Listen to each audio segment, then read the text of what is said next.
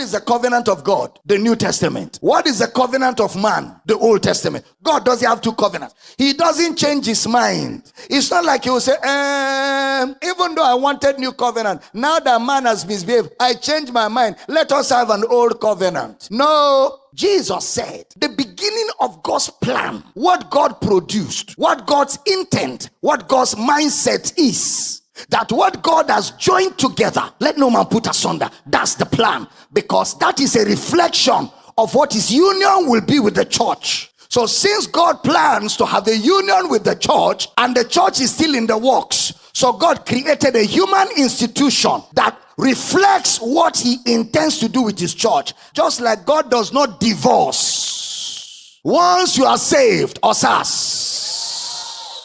Osas means no divorce. So since there's no divorce in God's marriage, he expects that on earth, when men marry, there should be no divorce.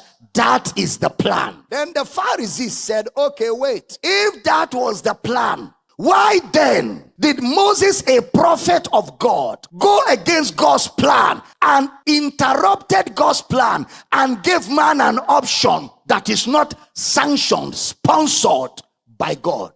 Because that will mean that outside marriage, there are other things that God set that man updated and God allowed. Marriage now is a case study, and they are asking God in human flesh. That's why Jesus will say to them, have you not read that he which made them at the beginning in Genesis made them male and female, and said, what God has joined together, let no man put asunder. Then they say, why then did Moses give a certificate of divorce and put her away?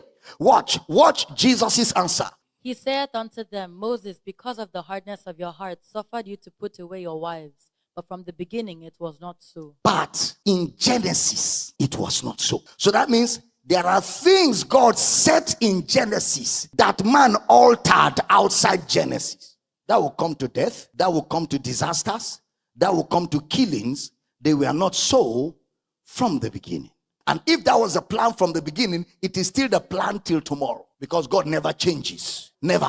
And that is why it comes with natural consequences. It comes with natural consequences because it is not God's standard. Once it is not God's standard, it has no insurance.